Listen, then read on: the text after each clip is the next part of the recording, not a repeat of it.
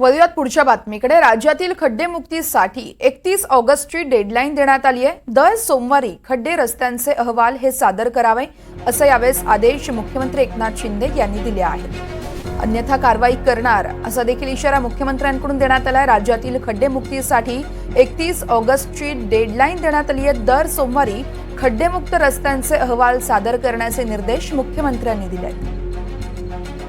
या संदर्भात अधिक माहिती जाणून घेऊयात। आमचे प्रतिनिधी जुई जाधव आहेत आपल्यासोबत। जुई, वर्षा गणेशोत्सव अवघ्या काही दिवसांवर येऊन ठेपले आहेत आणि त्याआधी मुंबईकरांना खड्डेमुक्त रस्ते करून देण्याचा निर्धार आता मुख्यमंत्री एकनाथ शिंदे यांनी केला। या आधी देखील पावसाळा सुरू होण्याआधी मुख्यमंत्री यांनी हेच आश्वासन दिलं होतं मुंबईकरांना की आम्ही मुंबईचे रस्ते खड्डेमुक्त करू, मात्र ते आश्वासन फेल ठरल्याचं पाहायला मिळालं आणि त्यामुळे आता सर्व जे सार्वजनिक बांधकाम विभागाचे अधिकारी आहेत त्यांना मुख्यमंत्री एकनाथ शिंदे यांनीच या प्रकरणावरती थेट फैलावर घेतले आहे। कोणतीही सबब न सांगता मुंबईसह राज्यातील रस्ते आणि पूल 31 ऑगस्ट पर्यंत खड्डेमुक्त करा, तसेच खड्डेमुक्त केलेले रस्त्यांचे आणि पुलांचे फोटो आणि त्यांचे अहवाल दर सोमवारी सरकारला सादर करण्याचे निर्देश मुख्यमंत्री एकनाथ शिंदे यांनी दिले आहेत।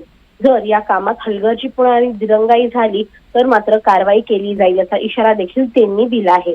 जर आपण अजून पाहिलं या माहितीमध्ये तर मग मुख्य अभियंता, अधीक्षक अभियंता यांनी प्रत्येक आठवड्यात 2 दिवस, तर जे कार्यकारी अभियंता आहेत त्यांनी आठवड्याच्या 3 दिवसात रस्ते आणि पुलांची किमान 200 किलोमीटर पर्यंत पाहणी करायची आहे आणि जो अहवाल आहे तो सादर करायचा आहे। त्यामुळे 31 ऑगस्ट पर्यंत खड्डे पूर्णतः बुजवले गेले पाहिजेत।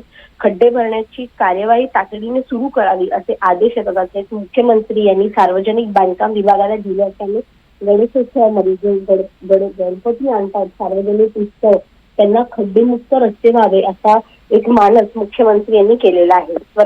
निश्चितच जुई, खूप खूप धन्यवाद आपण दिलेल्या माहितीसाठी।